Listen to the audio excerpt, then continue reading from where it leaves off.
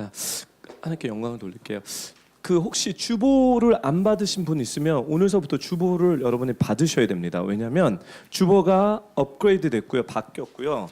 특별히 이 시간에 왜 필요하시냐면 여기 가운데 보시면 여러분들이 이제 소그룹 때 나눠져서 해야 될 질문의 내용이 미리 나갑니다. 그 설교를 들으시면서 이 질문의 내용을 여러분들의 적고 이게 바로 설교 내용이거든요. 적고요. 그 다음에 2019년서부터는요. 제가 좀 전략을 좀 받아서요. 이거를 여러분들이 킵하실 수 있도록 해서 6개월 단위로 끊어서 이거를 전부 갖고 계신 분들에게는 이 뷰티풀 교회에서 스페셜 페이블이 나갑니다. 그분들에게 은총이 나갑니다. 그 이유는 뭐냐면 여러분들이 말씀을 한 번 듣고 스쳐가시는 것이 아니라 주석처럼 말씀을 정리하라는 이유입니다. 그래서 좀 이 아이디어가 나오는데 좀 좋은 아이디어를 생각해서 저희가 듣고 수정에 들어갔으니 지금서부터 12월 달까지 우리가 연습해 보시고요. 1월 달서부터 본격적으로 들어갈 텐데요.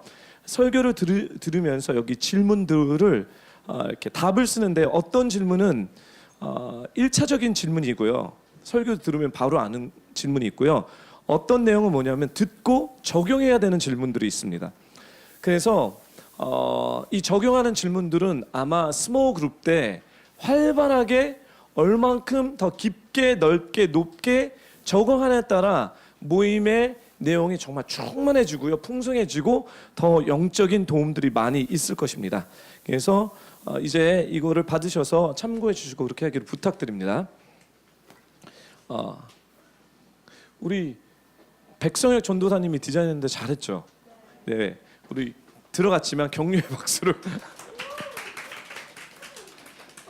제가 오늘 백성혁 전도사님을 칭찬하는 날인가 봐요. 예, 왜냐면 이거 말고 또 칭찬할 게 있어요.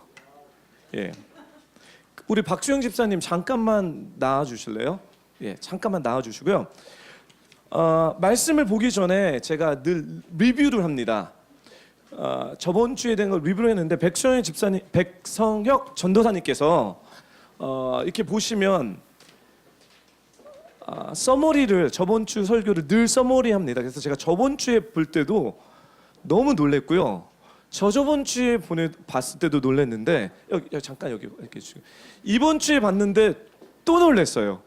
놀란 이유는 뭐냐면 너무나 잘 정리를 했어요. 그래서 이분 내가 앞으로 책을 쓸 때 이분이랑 같이 책을 써야 되겠다. 그래서 지금 방에 들어가 계신데 그래서 오늘 말씀을 시작하기 전에 우리 목소리가 좋으시잖아요. 우리 집사님이 요거를 한번 읽어주시고 리뷰를 해주세요. 우리의 정체성, 유업이라는 단어를 성경에서 많이 보았을 것이다. 성경에서는 유업, 기업, 포션, 양, 목과 같은 세 가지 단어가 성경 전반에 계속해서 나오는 것을 볼 수가 있다. 알 수가 있다. 우리는 정체성을 정확하게 알려고 한다면 기업, 상속, 계승이라고도 쓰인다. 기업이라는 단어의 의미를 삶에서 정확하게 정립하여야 한다. 그렇다면 이것을 말씀에서는 어떻게 이야기하는지 살펴보려 한다. 신명기 4장 20절은 이렇게 말한다. 너희는 여호와께서 철이 녹는 용광로인 이집트에서 이끌어내어 오늘 이같이 기업으로 삼으신 백성들이다. 이 말씀에서 철이 녹는 용광로인 이집트라고 하신 것은 세상을 이야기하는 것이다. 세상은 철을 녹이는 용광로와 같이 뜨겁고 만만치 않은 곳이라는 것을 의미하는 말씀이며 용광로 뒤에 이집트, 애굽이 뒷받침되는 것이 세상을 이야기하는 것에 관한 더욱 확실한 포인트를 설명해 주기도 하는 것이다. 그러나 그 뒤의 중반 하반부 말씀에서는 이러한 뜨겁고 연단받는 곳인 세상에서 하나님은 이스라엘 백성을 기업으로 삼아 그곳에서 이끌어내셨다고 말하신다. 신명기 32장 9절을 통하여 여호와의 몫은 그분의 백성들이고 야곱 이스라엘이 그분께서 택하신 기업인 것이다 라는 말을 통하여 이스라엘 백성이 그 기업임을 입증한다. 그래서 이것이 오늘날에는 어떻게 이어져 내려오는가를 설명하자면 하나님의 경륜은 언제나 사이클과 같이 돌아간다. 그래서 이 사건은 이스라엘 백성을 두고 이야기하셨지만 예수 그리스도께서 구원의 역사를 감당하심으로 참 감람나무 이스라엘 백성의 접붙임을 받은 돌 감람나무와 같은 우리 이방인들에게도 구원을 열어주셔서 이제는 이 이야기는 언제나 세상에서 연단을 받고 뜨거움을 당하는 우리의 삶 이집트 애굽에 예수 그리스도를 말미암아 하나님의 구원 경영 속에 우리의 인생을 구속하셨기에 이 말씀이 과거에는 이스라엘 백성으로 말하지만 이제는 우리들의 말씀으로 삼아야 하는 것이 되었다는 것이다. 이 하나님의 구원 경영은 출애굽기 말씀을 통하여 이스라엘 백성을 통하여 샘플을 보여주셨고 이제는 하나님을 믿는 모든 족속들에게 그 유업이 내려온 것이다. 그렇다면 현재 우리들, 즉 우리 자신은 이 유업을 어떻게 이어받아야 할까? 그것은 주님께서 우리에게 바라시는 주님의 마음에 그 답이 있다.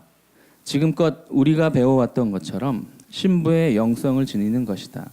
즉 신부의 영성은 자발적인 순종의 사랑이다. 그분이 먼저 우리를 사랑하셨기에 우리도 그 사랑을 알아 우리의 마음에서 우러나오는 자발적인 사랑으로 그분을 존경하며 사랑하고 그분의 말씀에 귀를 기울여 따라가는 것이다. 우리는 예수 그리스도의 신부이다. 아가서의 전반적인 말씀은 예수님과 우리의 사랑 이야기이기에 우리가 이처럼 자발적인 순종의 사랑을 예수님께 드리며 우리의 유업을 그분과 함께 행해 나가는 것이다. 감사합니다. 네. 예. 너무 잘 정리하셨죠. 그래서 갖고 계시면요, 여러분들 나중에 말씀을 리뷰할 때도 되게 좋습니다. 그래서 뭐 이렇게 제가 읽게 한 이유는 두 가지인데 주보를 잘 사용하시고 그 다음에 저번 주의 메시지를 어떻게 정리하는지 다시 보시면서 오늘의 메시지로 들어가겠습니다. 즉 신부의 정체성은요, 나는 샤론에 수선하여 골짜기에 백합하다. 즉 나는 광야 같은 데서 아름답지 않은 가운데 하나님께서 우리를 사랑스럽다, 아름답다라고 했다는 거죠. 그것이 샤론에 수선하라는 얘기고, 또 골짜기의 백합화는 죽음의 골짜기, 사망의 골짜기, 음침한 골짜기 가운데 주님께 순종하겠다는 그 헌신적인 순종의 마음입니다.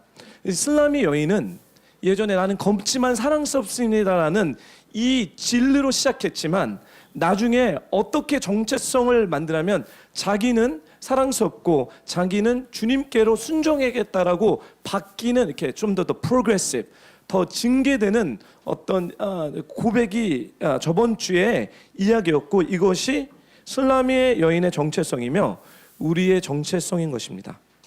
이후 술라미 여인은 아가서 2장 3절에 사과나무 아래서 기쁘고 행복한 시간을 보냅니다.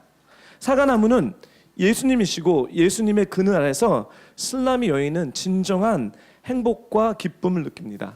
우리 다음 슬라이드로 갈게요. 예, 우리 2장 3절을 함께 읽겠습니다. 시작. 저 젊은 남들 가운데 있는 내 사랑은 숲속 나무들 사이에서 있는 사과나무 같아요. 그의 그늘 아래 앉은 것이 기쁨이랍니다. 그의 열매가 내 입에 너무 달콤하네요. 이 정체성을 깨달은 이 여인은 사과나무 밑에 가서 안식하게 됩니다. 앉게 됩니다. 근데 2장 3절의 그 사과나무가 뭐냐면 내 사랑하는 님, 예수님이 사과나무 같다라고 얘기합니다. 그리고 그 그늘, 그러니까 시편에서는 이런 용어를 자주 사용하는데 under the shadow of his wing, 그러니까 하나님의 날개 그늘 아래서 우리가 안식을 누린다. 다 비슷한 영적인 진리입니다. 그래서 우리가 예수 그리스도의 사과나무 그늘에서 앉아 있는데 그 앉은 것이 지금 깊은 사랑에 빠지고 있다는 거라는 거죠. 그리고 그게 너무나 달콤하고 너무나 좋다는 것입니다. 즉 여기서 제가 여러분들에게 포인트 아웃 하고 싶은 것은 뭐냐면, 여러분의 정체성을 확실히 깨달은 그 성도들에게는 예수님의 그늘 아래 거하는 것은 기쁨입니다. 이 얘기는 내가 내 정체성을 모른 채 사과나무 아래 있을 때는 이 기쁨이 즐거움도 아니고 기쁨도 아니고요. 고난이고 슬픔이고 아픔입니다. 왜 그러냐? 여러분, 인생의 성공은 이거예요. 내가 얼마나 하나님께로부터 사랑을 받고 있는지, 또 내가 얼마나 사랑을 하는지가 이게 성공의 스탠더드입니다. 이건 제 얘기가 아니라 아야베에 있는 마이클 비코 목사님이 영어로 이렇게 해요. I am successful because I'm loved by God and I'm lover of God. 내가 successful 한 이유는 내가 하나님께 사랑을 받았다는 것을, 받고 있다는 것을 확실히 알 뿐만 아니라 나는 하나님을 사랑하는 자라는 거예요. 이게 성공의 기준입니다. 사랑하는 뷰포 성도 여러분, 이게 바로 여러분의 정체성의 기준인데, 만약에 여러분의 정체성이 내가 하나님의 사랑을 받는 것과 내가 하나님을 사랑하지 않는 것에 여러분의 정체성을 둔다면 그 모든 영역은 you're building on a sandy foundation. 모래밭에서 여러분이 모를 올린다는 거예요. 그렇기 때문에 비바람이 물어칠 때는 그곳은, 그 빌딩은 넘어질 수밖에 없습니다. 사랑하는 뷰포 성도 여러분, do you know? 여러분 알고 계십니까? 여러분의 정체성이 정말 나는 하나님, I am loved by God and I'm a lover of God. 나는 하나님께 사랑을 받고 있고 또 나는 하나님을 사랑하는 자가 나의 어떤 삶의 정체성이라는 것을 여러분 정말 확실히 알고 계십니까? 네. 아멘이라고 얘기하지만 저랑 여러분이 상담에 딱 들어가게 되면 마음은 원하지만, 내 영은 원하지만 내 마음이 안 원하는 이 두 마음에 대해서 우리는 끊임없이 부딪히고 있지 않습니까? 그렇죠? 네. 그래서 지금 이 여정 가운데 하나님께서 이제 우리를 이제 끌고 가십니다. 끌고 가시는 거예요. 오케이. 하지만 anyway, 우리가 정체성을 확실히, 여러분은 정체성을 확실히 아셔야 됩니다. Who are you? 여러분 도대체 누구이십니까? 세상은 여러분이 이런 사람이라고 얘기합니다. 세상은 또 여러분 아니다, 저런 사람이라고 얘기합니다. 또 여러분이 예수님 안에서 여러분의 정체성을 제대로 찾기를 제가 부탁드립니다. 이 여인은 사과나무 밑에서 왜 이렇게 즐거울까? 그렇죠? 근데 말씀을 보게 되면요, 다음 구절로 갈까요? 이유가 나옵니다. 우리 같이 읽어볼까요? 시작. 사과로 내게 새 기운을 북돋워 주세요. 나는 사랑 때문에 병이 났습니다. 이 여인이 사과나무 밑에 있는 것을 되게 좋아하는 이유는, 예수님의 그 그늘 안에서 좋아하는 이유는 이 사과 때문입니다. 예, 이 사과를 먹으니 너무나 좋은 거예요. 새로운 기운을 붙들어 준다는 것입니다. 그 우리말 성경은 새로운 기운이라고 하고요. 다른 말 성경으로 보기엔 시원케 하다라고 그래갖고 제가 이 단어를 찾아봤어요. 히브리어로 보니까요, 라팟입니다. 라팟, 이 기운이라는 게 라팟인데, 이 라팟은 시원케 하다가 더 맞아요. 시원케 하다. 그래서 제가 좀 설명하겠습니다. 사과로 내게 시원케 함을 북돋아 주세요. 나는 사랑 때문에 병이 났습니다. 이렇게 해야 되는데, 즉 예수님의 그늘 아래서 우리는 예수님이 주시는 열매를 따먹으면서 우리의 영혼이 시원케 된다는 거예요. 사랑하는 뷰포 성도 여러분, 우리가 인생을 살면서 여러 가지 많은 혼란과 어려움과 이슈들 때문에 우리의 정체성을 잃어버리고 좌로나 우로나 치우치면서 삽니다. 그래서 성경은 이 진리가 계속 반복돼요. 여호수아에게 명령했던 것은 너는 좌로나 우로나 치우치지 말고 뭐 하라고 그랬죠? 주의 말씀을 묵상하라는 거죠. 그게 뭐냐면 정체성에 대한 얘기입니다. 우리가 이 정체성을 알고 있다고, 지식적으로 알고 있다고 해도 진정으로 이 정체성에 대한 것을 죽을 때까지 우리는 훈련받습니다. 훈련받으면서 어떤 일이 생기냐면 하나님의 말씀대로 아닌 우리의 육신의 모습대로 우리의 정체성이 헷갈릴 때가 있는데, 그때 일어나는 형상은 뭐냐면 타락과 죄의 결과로 우리의 삶 가운데 어려운 일들과 고민과 두려움과 슬픔과 그쵸? 사망의 영역이 풀어지게 되는 것입니다. 그래서 인생이 되게 공허한 거예요. 인생이 되게 드라이하고요. 이게 뭔지 모르겠지만 설명은 안 겠지만 이건 아니라는 어떤 생각과 느낌이 있다는 거예요. 근데 예수님은 우리를 사과나무 밑으로 불러서 그쵸? 사과를 먹게 합니다. 그 사과를 먹을 때 어떤 일이 벌어지냐면 내 영혼의 근심과 어려움과 두려움이 해결되기 시작한다는 거예요. 그래서 시원케 된다는 거죠. 사랑하는 교보성도 여러분 혹시 이 시즌 가운데 여러분 골칫덩어리의 이슈들이 있습니까? 매일 혼란스러운 마치 창세기 1장에 그렇죠? 뭐죠? 혼돈과 공허함이죠, 그렇죠? 흑암이 가득한 영역이 있으십니까? Come to this 사과나무. 이 사과나무 밑으로 오십시오. 그리고 한 시즌 동안 그 사과나무 밑에서 주님이 공급해 주시는 사과를 드시라는 거예요. 그럼 100% 주님은 그 영역에서 사과를 여러분이 먹으면서 새로운 기운, 여러분의 영혼에 시원케 됨에 역사함이 풀어집니다. 이것이 바로 신앙입니다. 이것이 주님과 동행하는 것입니다. 아모스 8장 11절에 제가 어저께 우리 청년부 리더들이랑 나눴는데요. 아모스 8장 11절에 이건 없어요. 네, 아모스 8장 11절에 어떤 말씀이 있냐면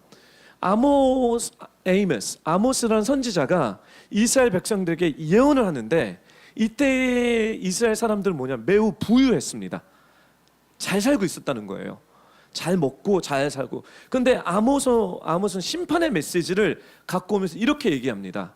여러분들이 지금 굶주리고 있는데 기근이 왔습니다. 여러분들에게 기근이 왔는데 이 기근은 음식이 없어서 물이 없어서가 기근이 아니라 여러분들이 하나님의 말씀을 듣지 않기 때문에 기근이 왔다는 거예요.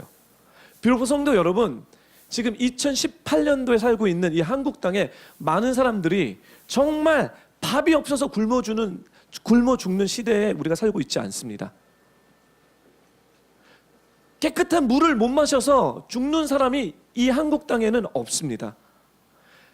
우리가 이 땅에 온 기근은 그런 기근이 아니라 하나님의 백성이 하나님의 말씀을 듣지 않기 때문에 찾아오는 기근이 번번하다는 것이에요. 그래서 주님이 우리에게 인비테이션을 해주신 것이 뭐냐면 Come to this 사과나무. 그리고 예수님이 주시는 그 사과나무를 한번 먹어보라는 거죠. 이 여인은 고백합니다. 사과로 내게 새 기운을 북돋아 주세요. 나는 사랑 때문에 병이 났습니다. 네, 이뿐만 아니라 예수님이 이 여인을 사과나무 밑으로 인도할 뿐만 아니라 우리 아가서 2장 4절 말씀을 한 목소리 읽겠습니다. 시작. 그는 연회가 펼쳐진 곳에 나를 데려가셨죠. 내 위에서 펄럭이는 그분의 깃발은 사랑이랍니다. 정체성을 정립한 이 여인은 이제 주님을 따라갑니다. 연회장이니까 멋있는 얘기예요. 제가 갖고 있는 그 old translation은 잔치집이에요. 그렇죠? 연회장이 잔치. 근데 포인트는 뭡니까? 음식이 많은 데로 데리고 가는 거예요.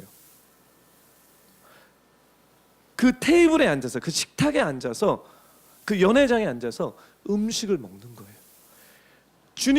주님으로부터 정체성을 정확하게 깨달은 사람들에게 하나님이 주신 축복은 뭐냐면 동행함을 통해서 먹이시는 역사가 일어납니다. 네. 그래서 잔치상에서 말씀을 먹으며 이 여인은 커다란 기쁨을 누리게 됩니다. 즉, 이 얘기는 뭐냐면 하나님과 예수님과 교제를 통해서 커다란 기쁨과 달콤한 실과를 경험하고 간증을 우리에게 얘기해 주는 것입니다. 사랑하는 빌보 성도 여러분, 많은 분들이 교제라는 단어를 쓸 때 생각하는 게 뭐냐면 예배 끝나고 나서 밥 먹으면서 간식 먹으면서 이야기하는 것을 교제라고 얘기를 하는데 그거는 정말 잘못된 컨셉입니다. 진정한 교제는요, 더 깊은 거예요. 진정한 교제는 주님이 말씀하시는 것은 뭐냐면 나와 그 사람이 만나는 겁니다. 그리고 그리스도 안에 있는 교제는 뭐냐면 예수 그리스도의 통치 아래 under his presence 안에 나와 다른 사람이 만나는 것입니다. 그럼 우리가 어떻게 만납니까? 그렇죠? 세 가지 영역으로 만납니다. 우리의 영이 만나고 우리의 혼이 만나고 우리 육이 만납니다. 그리고 이 교제의 가장 친밀한 인티미시는 우리가 할 수 있는 것은 뭐냐면 결혼입니다. 남편과 부인의 그 육적인 그 성관계가 가장 육적으로 할 수 있는 친밀한 교제입니다. 그래서 교회에서는 프리메로 이런 얘기가 나오지. 혼전 프리메로 섹스 그 뭐죠? 혼전 뭐죠? 혼전 순결을 지키라고 얘기하는 것입니다. It's not popular message nowadays, but 그 이유는 뭐냐면 우리가 주님과 하나로 연합됐듯이 우리의 영과 혼과 몸이 다 똑같다는 거예요. 혼결 순절을 지키지 않는 것은 결국은 우리의 내면에 우리의 혼이 주님만을 모시고 살지 않는 그냥 결과입니다. 이것이 생각이든지 감정이든지 의지적으로 타락돼서 이루어지는 것입니다.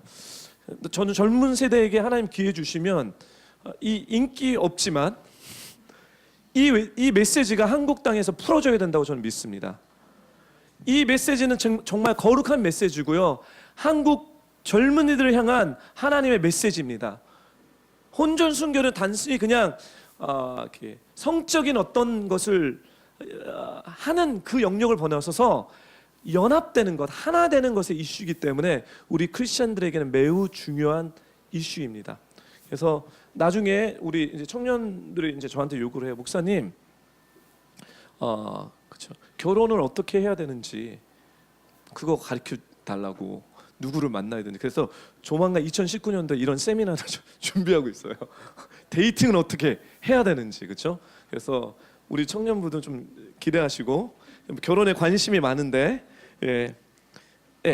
anyway, 잔치상에 머물러서 잔치상으로 이끌어 주셔서 이제 교제를 통해서 기쁨과 그 다음에 이 달콤한 사과를 먹으며 건포도를 먹으면서 있게 됩니다. 제가 왜 한숨을 쉬냐면요, 인생이 여기서 끝나면 얼마나 좋겠습니까? 근데 이거는 시작에 불과합니다. 그러나 우리 예수님은 잔치상에 이 연회장에 머물러 계시지 않고 쉼의 장소에서 불러 함께 산으로 올라가기를 원하십니다. 즉 예수님이 부르심은 오늘 설교의 내용인데 도전받은 안전지대입니다. 예수님의 부르심은 이제 안전지대에서 사과나무 및 연회가 펼쳐진 곳에서 한 번도 가보지 못한 곳으로 이제 우리가 함께 가기를, 파트너가 돼서 가기를 원하십니다. 아가서 2장 8절을 보겠습니다. 우리 한 목소리를 읽겠습니다. 시작. 내가 사랑하는 분의 목소리가 들려오네요. 보세요, 저기 그분이 오시네요. 산을 뛰어넘고 언덕을 달려 오시네요. 이전에는 연회장에 사과나무 밑에서 함께, 여기가 좋습니다, 이 사과와 이 건포도가 너무 맛있네요, 나에게 기운을 주시네요, 나를 신선하게 해주네요, 내 문제가 해결됐네요, 나의 고민과 나의 어려움이 이제는 좀 이렇게 정리가 됐네요 라고 하는 순간에 막 인조하고 나는 맨날 주님과 교제를 하는데 갑자기 주님이 여기 계시지 않고 어디 계시죠? 산 위에 계신 거예요. 산에 막 계시고 막 그러신다는 거예요. 뭐냐면요, 산과 언덕이죠. 산과 언덕은 여러분의 믿음과 순종을 방해하는 어려운 장소입니다. 산과 언덕은 여러분의 믿음과 주님을 향한 믿음과 주님을 향한 순종을 방해하는 어려운 장소, 어려운 시츄에이션, 어려운 관계, 이것을 의미합니다. 자, 이제 말씀을 보겠습니다. 우리 다 마태복음, 마가복음, 이게 마태복음이 아니라 마가복음입니다.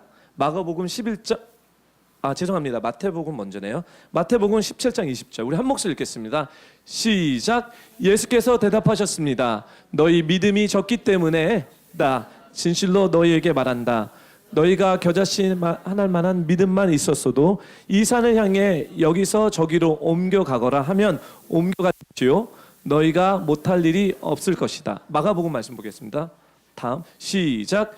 내가 너희에게 진실로 말한다. 누구든지 저 산에게 들려서 바다에 빠지라 하고 마음에 의심하지 않고 말한 대로 될 줄을 믿으면 그대로 이루어질 것이다. 즉 산은요, 믿음을 방해하는 obstacle라는 거죠. 그렇죠? 그게 이제 우리 삶 가운데 구체적으로 뭐냐면요, 그게 관계일 수 있습니다. 그래서 제가 하나님의 다루심을 이렇게 봤을 때 여러분의 부부 관계가 이런 관계에 많이 들어갑니다. 치열한 세계 전쟁이 부부 가운데서 이루어집니다. 근데 그건 매우 선하고 아름다운 것입니다. 제가 나중에 설명해 드릴게요. 왜 그게 선하고 아름다운지. 하지만 이 산들의 영역으로 주님이 오라고 부르십니다. 인비테이션, come. 연회장에서 사과나무 밑에서 이제 그 달콤한 거는 먹지 말고 산으로 올라와라 얘기하십니다.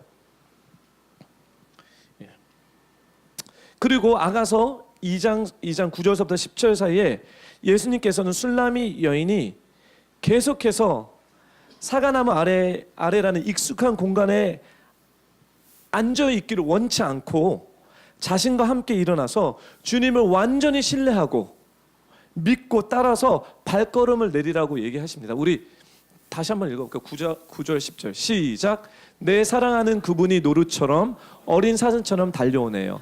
보세요. 우리 집 담장 너머에서 계시는 그분을 그가 창문으로 바라보며 창살 틈으로 들여다보고 계시네요. 내가 사랑하는 그분의 입을 열어 내게 말씀하십니다. 내 사랑이여 일어나세요. 아름다운 내 사람이여 나와 함께 가세요. 그래서 막 산에서 뛰면서 나랑 함께 갑시다. 이곳으로 올라오세요. 막 얘기하시죠. 그리고 결국 안 올라오는 거예요. 그래서 예수님이 어디까지 오셨죠? 집 앞에까지 오셨어요. 그리고 우리 집 담장 넘어 서 계시는 그분을 그가 창문으로 바라보십니다. 예. 기억나세요 이거? 그래서 유대인의 제사장들은 이스라엘 백성을 축복할 때 이렇게 축복합니다. 이렇게. 하나님의 영광, 그 신명기 말씀을 보는데 하나님의 얼굴에서 빛나는 그 얼굴의 영광이 여러분들에게 비치기 원합니다 하는데 이렇게 하면서 축복을 하세요. 이게 뭐냐면 그가 창문으로 바라보시는 거예요. 그렇죠? 그가 창문으로 바라보시는 거예요. 뭐냐면 우리는 안 움직입니다. 인간은 그냥 안 움직여요. 우리는 잘 움직일 거라고 생각하는데 이제 안전지대에서 벗어나서 산으로 올라오를 때 우리는 안 움직이는데 예수님은 우리를 너무 사랑하기 때문에 계속 주시하시고 바라보는 주님의 은총인 거예요. 그래서 주님의 영광이 여러분에게 비칠지어다. 네. 주님이 여러분을 늘 바라보십니다. 그리고 얘기하시죠. 내 사랑이여 일어나세요. 아름다운 내 사람이여 나와 함께 가세요. 네. 그래서 예수님이 이제 술라미 여인이 자신의 익숙한 공간에서 벗어나 일어나서 새로운 여정으로 산으로 올라오라고 명령하십니다. 근데 술라미 여인이 이 예수님을 어떻게 비유하고 있죠?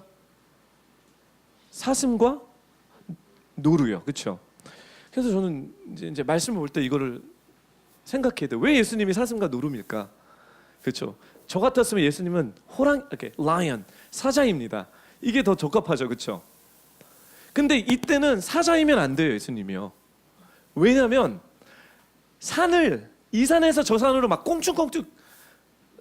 호랑이는 절벽도 잘 못 타요. 여러분 이스라엘 가보시면 아시죠? 막 이스라엘 막 절벽이 있는데 거기 막 그 양소 뭐 이런 데는 막 우리는 떨어질 수밖에 없는 것을 그렇게 산을 엄청 잘 타요. 막 뛰어가면서요, 그렇죠? 예수님이 우리에게 가르쳐 주는 거예요. 이 여인은 그렇게 깨달은 게 뭐냐면 삶의 모든 인생의 문제에서 예수님은 오르락 내리락 하시는 거예요. 심지어 빨리 달리. 그러니까 매스터했다는 거예요. 그거를 다 정복했다는 거예요. 이 여인의 눈으로는 예수님은 그런 분이에요. 그래서 노루와 어린 사슴으로 비교하는 것입니다. 예수님은 사슴과 노루처럼 아무 문제 없이 가볍게 산들을 뛰어넘을 수 있지만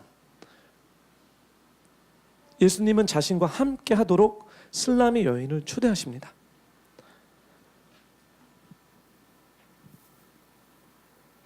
왜 그럴까요?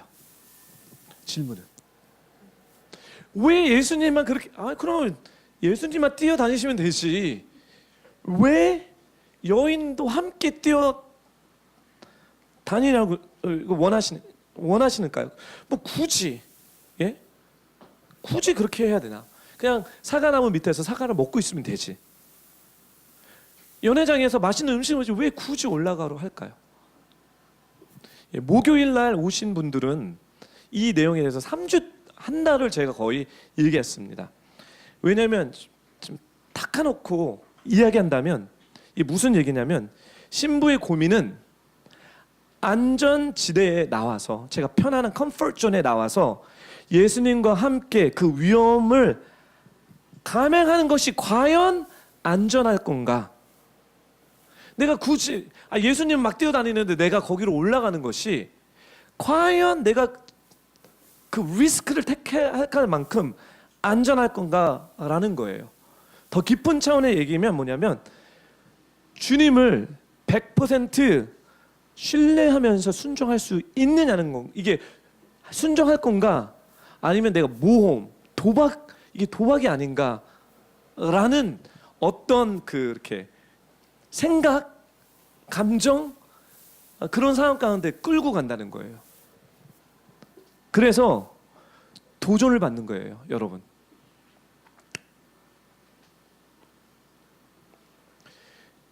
육신의 생각으로는 배 밖에 나와 물 위에 주와 함께 걷는 것이 그건 위험해. That's very dangerous. 빠져서 죽을 거야. 근데 예수님은 나오라고 얘기하십니다. 그 순간에 베드로는 결정해야 됩니다. 나갈 건가 말 건가. 사랑하는 비오포 성도 여러분, 누가 나갈 수 있겠습니까? 상황 판단을 잘하는 사람이 나갑니까? 아니에요. 예수님을 100% 믿는 자가 나갑니다. 베드로는 믿었다가 물을 보고 상황을 보고 겁이 나서 그쵸? 빠지게 됐죠. 그쵸? 이게 바로 성화에 대한 이야기입니다. 사랑하는 불포 성도 여러분, 여러분이 구원을 받고 영이 구원받고 여러분의 혼은 아직도 타락한 죄의 주권 아래에 있습니다. 여러분의 생각과 감정과 의지가 그 생각 가운데 있어요. 이 사과나무 밑에 있을 때는 너무 행복합니다. 근데 이 여자의 그 혼이 생각과 감정과 의지가 어떻게 진정으로 변화됐는지 어떻게 압니까? 몰라요. 자기 스스로도 모른다는 거예요. 그래서 하나님은 이제 이 여인을 도전하는 거예요. 안전지대에서 도전하는 이유는 뭐냐면 그래 내가 하나님인데 너 좀 고생 좀 해봐 이런 하나님이 아니라 오케이 정말 너의 변화, 트랜스포메이션, 변화를 이뤘는지 안 이뤘는지 내가 마치 부모가 자녀를 도와주듯이 하나님이 우리를 도와주는 것입니다. 그래서 그 코드를 누르는데 이 코드에 슬람의 여인이 어떤 코드가 눌려졌습니까? 생각적으로 내가 산에 올라가면 거기에 사자가 있고 거기 위험하니까 안 돼. 감정적으로 왜 이렇게 힘든데 주님 꼭 이렇게까지 믿어야 됩니까? 세 번째 의지적으로 난 의지도 없어 anyway. 꼭 그렇게 해야 돼. 그렇죠? 이게 바로 죄의 타락된 모습이라는 거예요. 여러분의 혼이. 이런 상태에서는 진정한 그리스도의 하나님의 축복과 생명력을 받을 수가 없어요. 근데 우리는 여기가 좋다는 거예요. 그 여기 있겠다고 얘기합니다. 주님은 초창기 때는, 처음에 때는 힘을 얻어야 되기 때문에 그 일을 그렇게 해주십니다. 하지만 그 자리에 계속 머물러 있을 땐 주님 그렇게 안 하시고 이제서부터 여러분들에게 산이라는 압스테커를 여러분 앞에 마구 들여대기 시작합니다. 그리고 얘기합니다. 올라와라.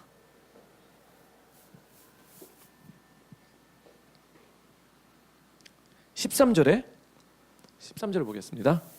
같이 읽겠습니다. 시작. 내 사랑이여 일어나 오세요. 내 사랑은 그대여 나와 함께 떠나요. 이렇게 얘기합니다. 이 시점에서, 그렇죠? 예수님이 함께 올라가자고 하지만 거부를 합니다. 거절합니다. 그리고 거절이 17절 다음 구절 보겠습니다. 우리 한 목소리 읽겠습니다. 시작. 날이 저물고 그림자가 사라질 때까지 내 사랑하는 분이여 돌아오세요. 산에 있는 노루처럼 어린 사슴처럼 달려 내게로 오세요. 그러니까 뭐냐면 예수님은 그냥 혼자 가신 거예요. 그리고 이 여자는 뭐죠? 사과나무 밑에서 연회장에서 자기 집에서 이 일에게 돌아오세요. 주님 뭐라고 그러셨죠?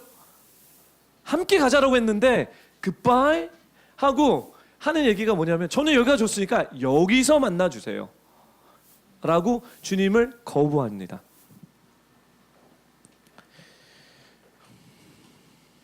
여기서 우리가 알 수 있는 것은 여인이 산을 올라갈 수 없다고 대신 예수님께서 내려와 달라고 부탁하십니다.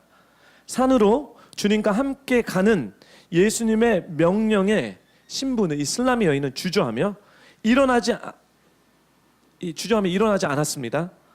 그리고 주님께서 혼자 노루와 같이 산으로 돌아가세요. 그러니까 돌아가셔서 돌아와 달라는 그 요청만 합니다. 저는 이걸 봤을 때 우리가 한 가지 명심해 준 것은 이거는 반항이 아닙니다. It's not a rebellion. 미숙함이고 두려움입니다. 그렇기 때문에 불순종이에요. 이 여인이 불순종한 것은 반항을 하기 위해서 한 것이 아니라 이 여인의 두려움, 미숙함, 미성숙함 때문입니다. 두 가지의 결과는 되게 다른 결과로 이루어집니다. 이 결과로 슬라미 여인은 예수님과 분리됩니다. 주님이 자신의 침소의 평안함 속에 함께 있을 때는 결코 주님을 떠날 수 없습니다. 주님이 좋은 걸 주실 때 너무 좋습니다 하고 주님은 안 떠납니다. 그러나 그가 위험한 산으로 오르는데 제한을 받을 때 이 여자는 심지어 이별을 원하고 있습니다. 목사님, 이별을 어떻게 원합니까? 이거 이별을 원하는 게 아니에요. 돌아와 달라고 했죠. 근데 이별을 원합니다. 제가 어떻게 이별을 원하는지 설명하냐면 베르데 산에 키가 있습니다. 베르데 산은요, 죄송합니다. 베데르 산, 베델교회를 생각했나 봐요. 베데르 산은 히브리어로 분리되는 산입니다. 지금 예수님은요, 베데르 산에 가 있고 이 여인은 알아요. 여기를 예수님이 올라가실 때 나랑 분리되는구나. 그럼에도 불구하고 안 따라가겠다는 거예요.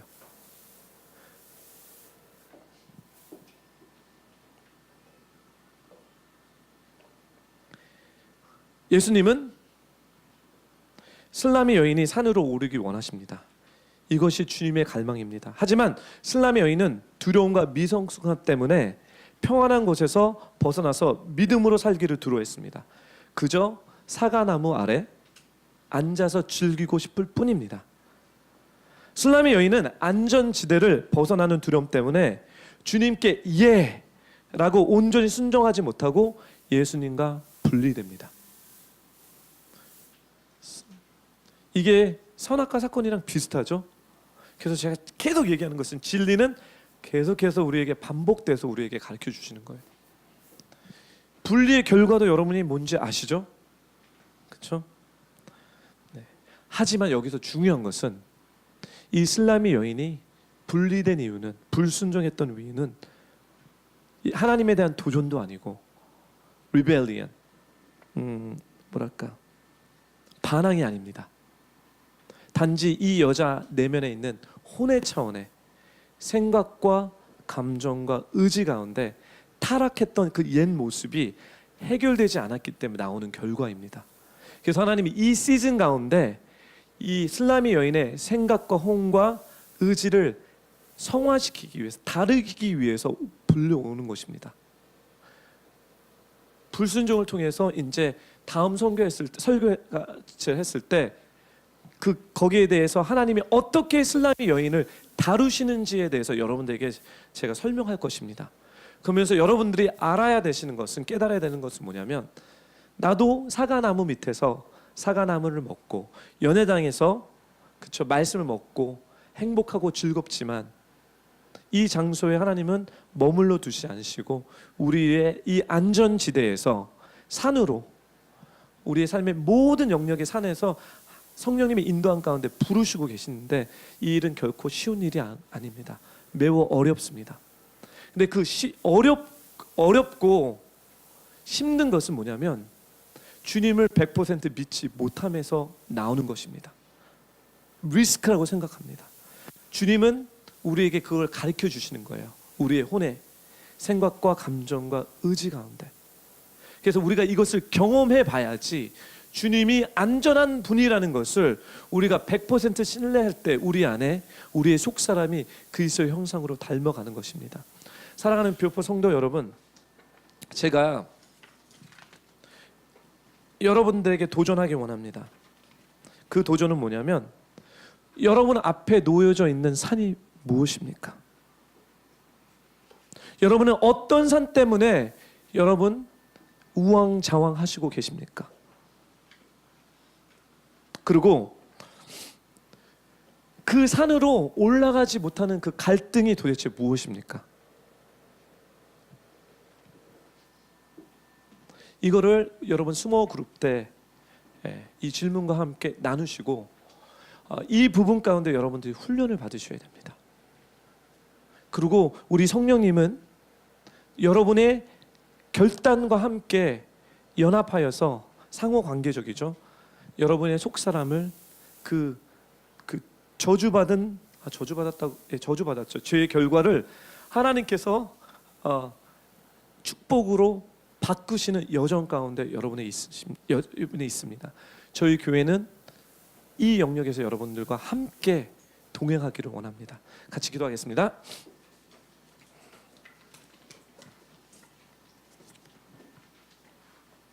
네. 오늘 슬라미 여인의 이 이야기를 들으면서 이 여인은 주님으로부터 슬라미 여인이 있는 그 안전지대에서 도전을 받았습니다.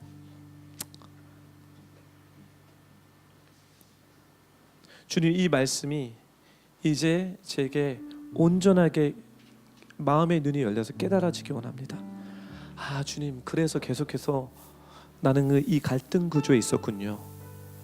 그것은 주님이 나를 주님에게 100% 의지하고 주님의 리더십에 순종하기 원했는데 나는 그걸 모르고 계속 갈등하고 고민했습니다. 주님, 저에게 힘을 주십시오. 두렵고 매우 떨리지만 하나님, 이 안전지대를 내놓고 주님이 부르시는 그 산으로 저희가 올라가겠습니다. 우리 함께 같이 조용한 목소리로 같이 기도하겠습니다. 기도할게요. 할렐루야. 거룩하신 하나님 아버지, 주님이 우리의 주님 되시고 우리의 삶을 인도해 주십니다. 우리에게 사랑을 베풀어 주시고 우리에게 사랑을 경험케 해주시고, 또 우리가 구덩이에 빠져 있을 때 우리를 살려주시고 우리를 인도해 주신 그 주님의 사랑을 저희가 잘 압니다. 우리가 주님을 믿고 주님을 신뢰하고 우리가 이 주님과 같이 동행하는데, 주님, 왜 나의 삶 가운데 이런 어려운 일들이 많이 있습니까? 주님, 주님이 주님이신데 왜 안 도와주십니까? 이런저런 우리가 시험에 들기도 하고 답을 찾지 못하는 이 문제 가운데 우리가 계속해서 스트러글하고 있었습니다. 주님, 오늘 이 말씀을 통해서 우리에게 가르쳐 주신 것은 뭐냐면, 이제 사과나무 밑에 있는 것이 아니라 그런 삶의 인생의 어려움들 가운데 우리의 믿음을 달아보시고 우리가 정말 예수님을 100% 신뢰하고 주님의 손만 붙잡고 가는 것인지, 아니면 내 생각에, 내 감정에, 내 의지에 다른 것들을 계산하면서, 느끼면서, 의지하면서 가고 있는 건지, 주님 이것을 드러내기 위한 여정임을 하나님 오늘 이 말씀을 통해서 깨닫게 해주심을 감사합니다. 하나님, 이제는 내 혼을 그리스도 예수와 함께 십자가에 못 박기를 원합니다. 이 더럽고 두 마음을 가진 이 옛사람의 이 혼적인 이 생각과 감정과 의지를 하나님 이제 그리스도 예수와 함께 십자가에 못 박아 하나님 그것을 제가 부인하기 원합니다. 주와 함께 죽기를 원합니다. 주님, 이제 이 안전지대에서 우리가 나와서 주님과 함께 올라가겠다고 결단할 때 그것이 힘들고 어려운 일이지만 주님, 이것이 생명의 길이기에 우리가 예스라고, 우리가 네라고 주 앞에 순종하고 나아가기를 원합니다. 성령님 도와주십시오. 성령님, 당신의 도움이 있지 않고서는 우리가 이 안전지대에서 나갈 수가 없습니다. 우리가 이 컴포트존에서 나올 수가 없습니다. 주님 도와주십시오. 그래서 주님처럼 이 모든 삶들을 노루와 하나의 사슴처럼 오르락 내리락 하면서 우리의 뿐만 아니라 우리의 가정에서, 하나님 우리의 직장에서 그 수많은 산들을 우리가 정복할 수 있도록 주 허락하여 주시옵소서. 주님, 주가 내 안에, 내가 주 안에 있기 때문에 이제는 두려워하지 않겠습니다. 이제는 좌절하지 않겠습니다. 주님 말씀을 주셔서 이제 그 산에 같이 오르는 연습들을 우리가 하겠습니다. 성령님 도와주십시오. 이 모든 산 가운데 당신과 함께 동행하겠습니다. 주여 역사해 주십시오. 다 눈을 감고요.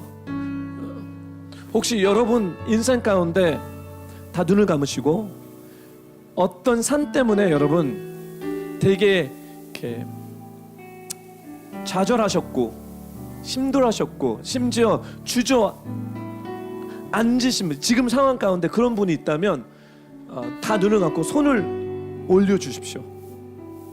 와, 네, 이렇게 내려주십시오. 네, 손을 내려주시고 제가 그분들을 위해서 따로 지금 기도하겠습니다. 주님, 아가서 말씀을 통해서 주님 당신의 진리를 선포했습니다. 이제 우리의 안전지대에서 나와서 주님이 인도하시는 그 산으로 오르기를 저희가 결단하고 저희가 마음을 먹었습니다. 주님, 이렇게 손을 올린 분들에게 그냥 내버려 두지 말아주시고, 하나님 저희가 못 깨달은다면 저희 빨리 깨닫게 해주십시오. 저희가 주님과 동행하기 원합니다. 그리고 주님의 리더십에 저희가 굴복하겠습니다. 나의 욕심과 나의 세상의 욕망과 내가 추구하는 것들을 그리스도의 십자가에 못 박고 이제 내가 사는 것이 아니라 내 안에 그리스도의 삶으로서 주님의 인도함을 받고, 그것이 하나님 남편과의 관계 가운데, 아내와의 관계 가운데, 그것이 사람들의 배신의 관계 가운데, 그것이 비즈니스의 관계 가운데, 그것이 어떤 일과 어떤 상황일지라도 주님, 제가 도망가는 것이 아니라, 덮는 것이 아니라 주님 이 자리에서 무릎을 꿇고 주님을 기다리며 주님의 인도하심과 역사하심을 바라겠나이다. 도와주십시오. 우리의 생각과 마음과 의지가 너무 약합니다. 성령님 도와주십시오. 하나님, 이 공동체를 통하여서 풀어준 이 진리의 메시지가 주님 이 시즌 가운데 하나님 깨달아지기를 성령님 인도해 주시옵소서. 천군 천사를 파송시켜 주셔서 이 안전지대에서 나올 수 있도록 도움의 어시스턴트를 허락하여 주시고, 하나님 아버지는 이제 성령님의 리더십 가운데, 주님의 리더십 가운데 이제 주님의 손을 잡고 그 산을 오를 때 주님, 우리의 삶에 막혔던 모든 하나님 아버지의 문제들이, 하나님 그 저주의 일들이 나사 예수 그리스도의 이름으로 풀어질지어다. 이제는 묶음으로 떠나갈지어다. 주님과 함께 가겠습니다. 주님과 함께 가겠습니다. 주님 인도해 주십시오. 감사드리며 예수님의 이름으로 기도드립니다. 아멘. 네, 하나님께 영광의 박수를 올려드리겠습니다.